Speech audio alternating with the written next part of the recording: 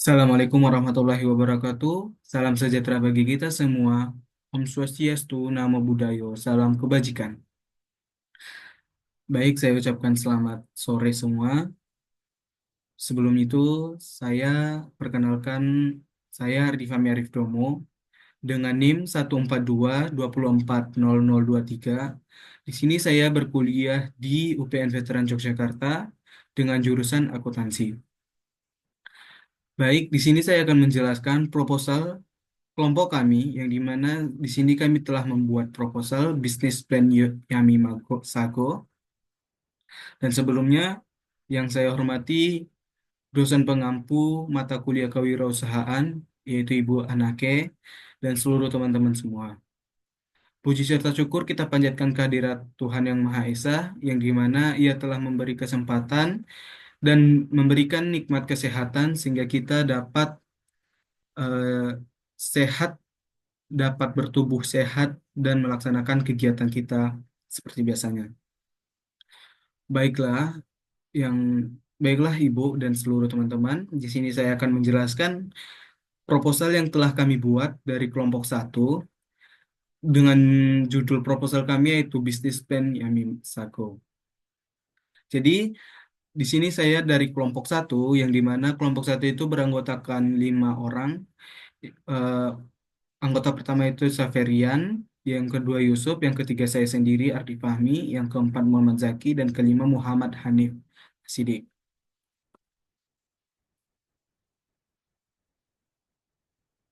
Lanjut, di sini ada daftar isi yang dimana ada kata pengantar, ringkasan eksekutif sampai penutup. Lalu lanjut,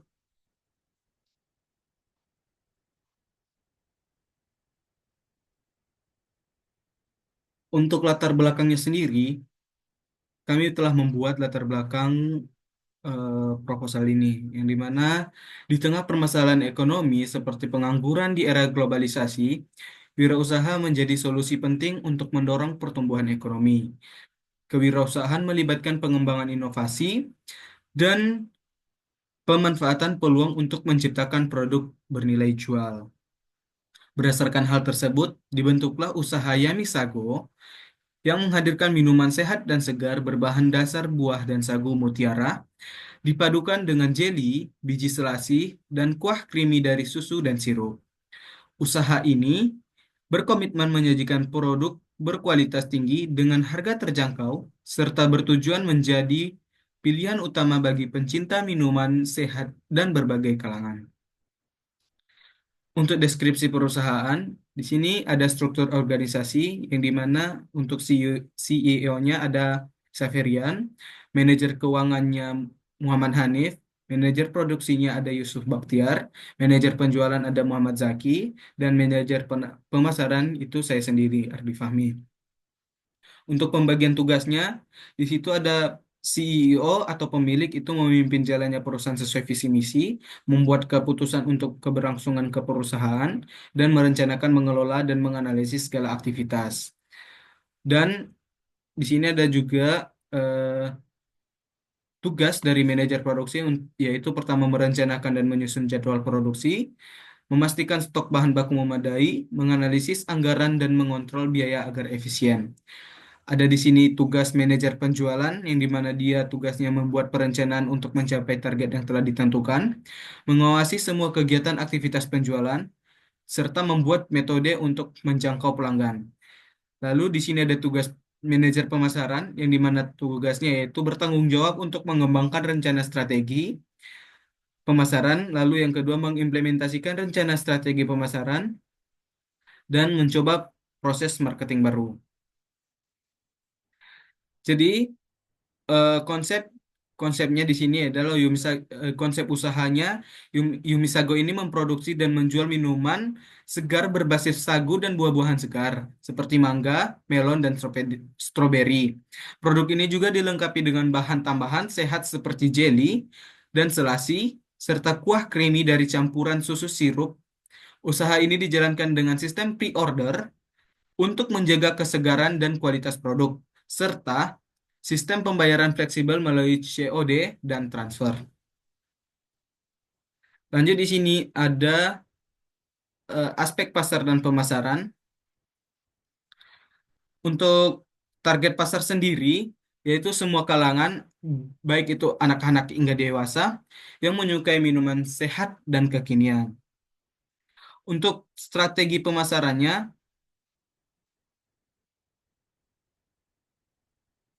dan sebelumnya, di sini kami telah, untuk aspek pasar dan pemasaran ini, telah kami buat ada berbagai 4 analisis. Yang pertama itu ada analisis pasar, yang kedua adalah analisis aspek pemasaran, yang ketiga analisis SWOT, dan yang keempat analisis 4P. Untuk analisis aspek pasar ini, untuk target pasarnya itu semua kalangan anak-anak hingga dewasa yang menyukai minuman sehat dan kekinian. Lalu, untuk aspek pemasaran, ini dilakukan dengan promosi di media sosial seperti Instagram, TikTok, dan WhatsApp, dan face to face dan word of mouth, dan promo launching dan diskon awal, serta rencana ekspansi membuka outlet jika berhasil. Lanjut, di sini kami memakai juga analisis SWOT, yang dimana analisis SWOT ini terdiri dari 4, yaitu ada strength, weaknesses, opportunities, dan strength. Untuk analisis kekuatannya sendiri, ini kami memakai bahan alami, sehat, harga terjangkau, menarik secara visual. Lalu untuk kelemahannya sendiri itu, bahan yang kami pakai ini bahannya tidak tahan lama, bahan musiman,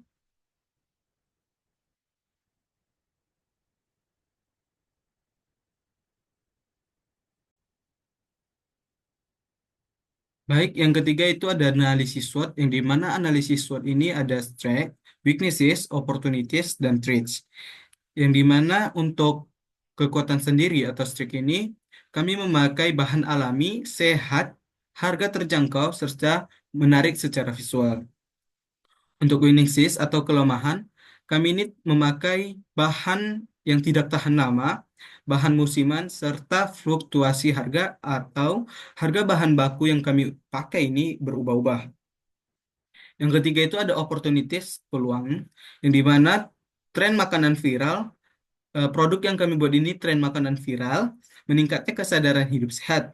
Serta untuk threats atau ancamannya ini, itu ada persaingan ketat, tren cepat berubah. Lanjut, di sini kami sendiri memakai analisis 4P.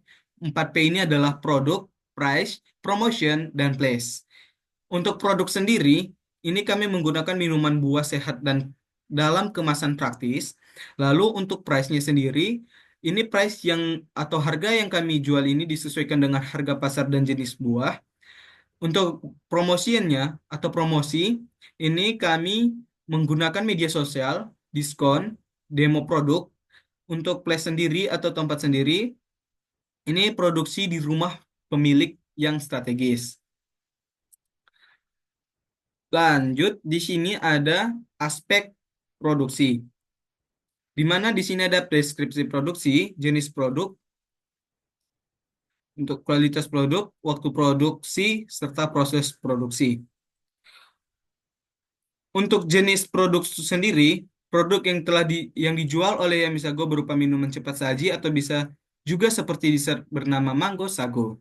Mango Sago ini mirip seperti dengan es buah. Untuk kualitas produk sendiri,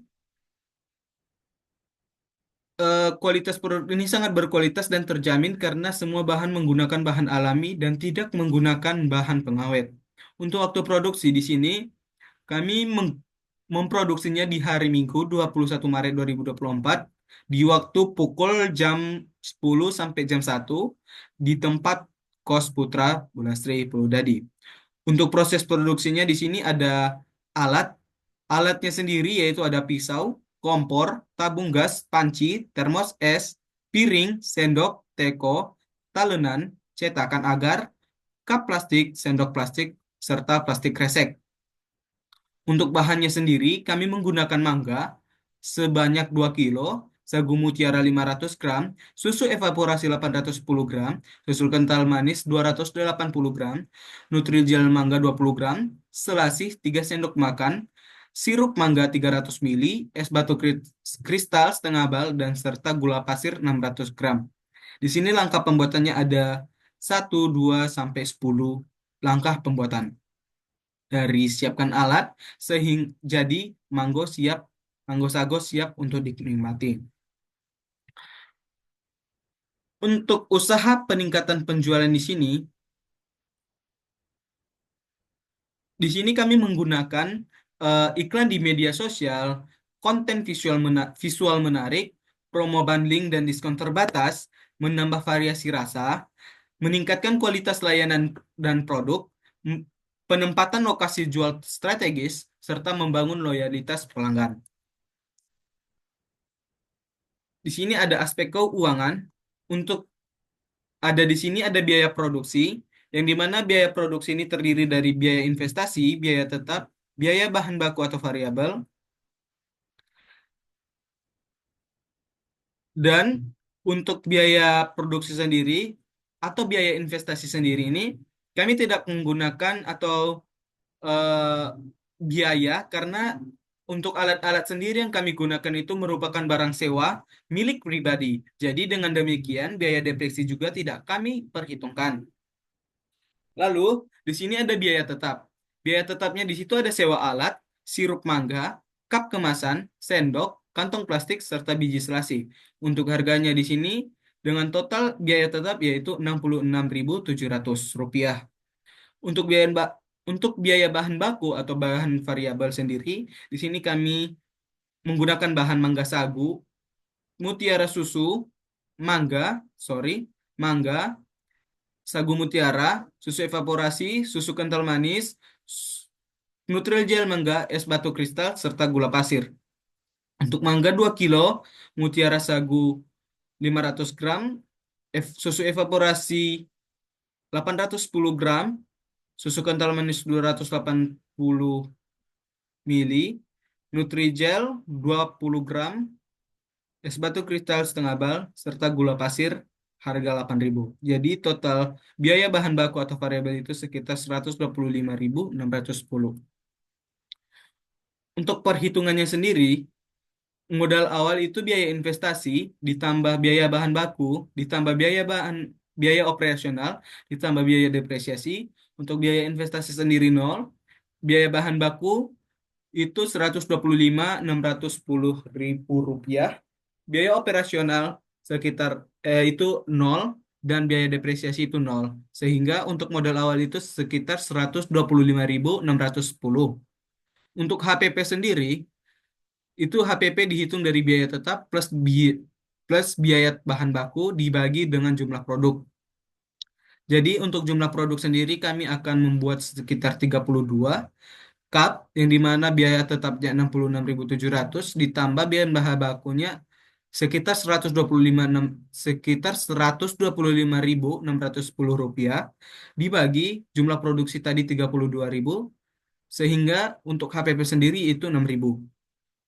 Untuk harga jual per unit kami mengambil 30% dari penjualan yang dimana HPP ditambah 30% kali HPP itu untuk HPP sendiri tadi 6.000 ini dan ditambah 30% ini kami ambil keuntungan dikali HPP tadi.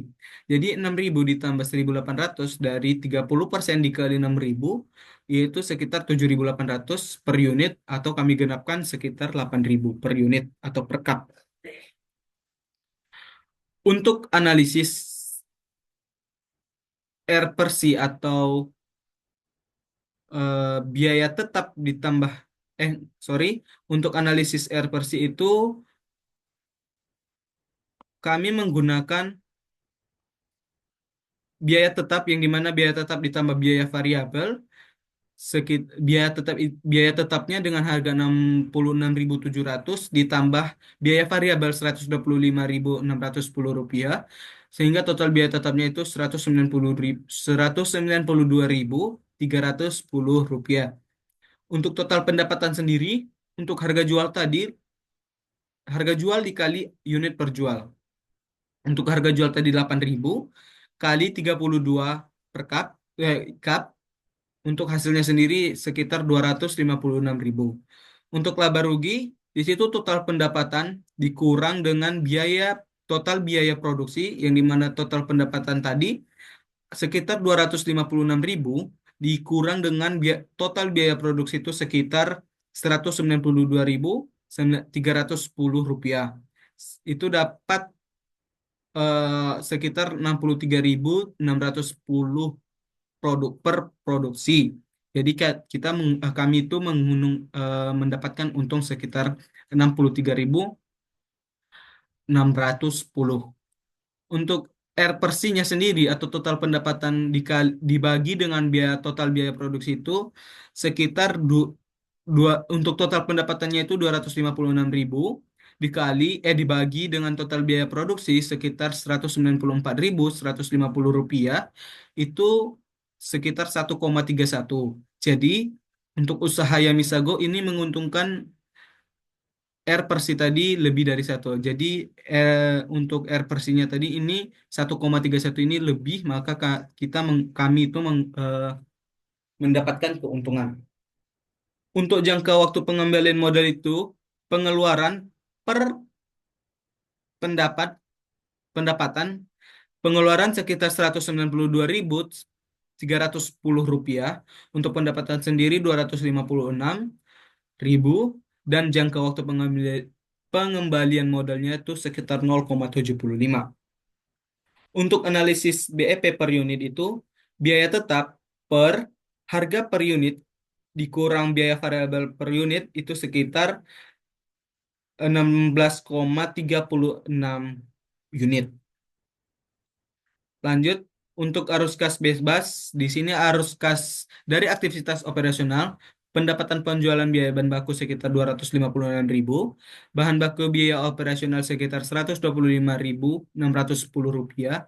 Untuk arus kas bersih dari aktivitas operasional itu sekitar 0, dan kas dan setara kas pada akhir periode itu sekitar 290.390 rupiah. Untuk rencana kegiatan sendiri, kami menggunakan 3 kali rencana kegiatan, yang dimana rencana kegiatan pertama itu pra penjualan, kedua itu penjualannya, dan ketiga itu pasca penjualan. Untuk pra penjualan ini terbagi lagi 5 kegiatan. Itu pra penjualan itu di awal pertengahan Mei 2025, dan dimana kegiatannya itu adalah riset produk, pembelian peralatan dan bahan baku, lalu uji coba resep produk, pembuatan branding dan rencana pemasaran produk di tanggal 10 Mei, dan produksi awal. Untuk penjualannya sendiri itu di akhir Mei 2025, yang dimana kegiatannya itu ada dua, itu promosi penjualan dan penjualan sendiri. Lalu yang rencana kegiatan ketiga itu adalah pasca penjualan, di mana kami membutuhkan waktu di awal Juni 2025, di mana kegiatannya ada tiga, yaitu review kegiatan usaha, finalisasi laporan penjualan, serta evaluasi. Di sini ada analisis resiko, yang dimana analisis resiko ini terbagi resiko kategorinya ada 4, yaitu resiko pasar, operasional, keuntungan, keuangan, serta resiko lainnya. Untuk kategori risiko pasar sendiri ada 3, yaitu persaingan ketat, perubahan tren, serta tingkat adopsi. Yang kemungkinan terjadi itu persaingan ketat tinggi, untuk perubahan tren sedang, dan tingkat adopsi itu sedang. Untuk strategi sendiri di situ ada diferensiasi produk, sedangkan perubahan tren seperti inovasi produk dan tingkat adopsi itu kemungkinan terjadi itu sedang, dan strateginya riset pasar, pemasaran target, dan penyelesaian produk. Untuk risiko operasional sendiri, di situ ada jenis risikonya ada 3, ketergantungan bahan baku, produk tidak tahan lama, skalabilitas. Dan kemungkinan terjadi itu di ketergantungan bahan baku itu tinggi, produk tidak tahan lama itu tinggi juga, dan skalabilitas itu risiko kemungkinan terjadi itu sedang. Untuk strategi mitigasinya, untuk ketergantungan bahan baku ini diversifikasi pemasok, kontrak jangka panjang, pengelolaan inventaris, serta produk tidak tahan lama ini dengan strategi produksi sesuai permintaan, manajemen rantai dingin, serta pengiriman cepat. Untuk skalabilitas itu kemungkinan terjadi sedang. Untuk rencananya, strateginya itu perencanaan kapasitas, investasi bertahap, atau outsourcing. Untuk resiko keuangan sendiri, jenis risikonya ada tiga juga: ketidakpastian harga, proyeksi penjualan, serta biaya produksi. Dan kemungkinan terjadi untuk ketidakpastian harga ini tinggi, proyeksi penjualan sedang, sedangkan biaya produksi sendiri sedang. Untuk strategi mitigasinya, untuk ketidakpastian harga, penetapan harga dinamis, atau hedging pengelolaan biaya, strategi proyeksi penjualan, proyeksi konservasi, atau pemantauan penjualan ketat, serta biaya produksi sendiri, itu strateginya pengendalian biaya, negosiasi harga, serta efisiensi produk. Dan resiko lainnya itu seperti sanitasi dan kebersihan, itu kemungkinan terjadi rendah, dan kerusakan produk itu kemungkinan terjadi juga bakalan rendah. Untuk strateginya sendiri, prosedur sanitasi ketat, pelatihan karyawan, serta infeksi, dan strategi untuk kerusakan produk ini, pengemasan yang baik, pe- penanganan hati-hati, serta asuransi. Baik, di sini penutup, yang dimana ada kesimpulan serta saran, di mana kesimpulannya yaitu Yomisago merupakan bisnis potensial yang menjanjikan keuntungan dengan model usaha sederhana namun efisien. Dengan inovasi produk, pengelolaan risiko yang baik, serta strategi promosi yang efektif, bisnis ini diyakini mampu bertahan dan berkembang di tengah dinamika pasar. Namun, karena produk ini mengikuti tren, diperlukan pembaruan secara berkala agar tetap diminati. Diharapkan eh, usaha ini tidak hanya memberi keuntungan, tetapi juga menjadi inspirasi wirausaha bagi kalangan muda. Untuk sahanya sendiri, itu tadi. Mungkin mungkin itu saja yang bisa saya sampaikan. Akhir kata saya ucapkan terima kasih. Assalamualaikum warahmatullahi wabarakatuh.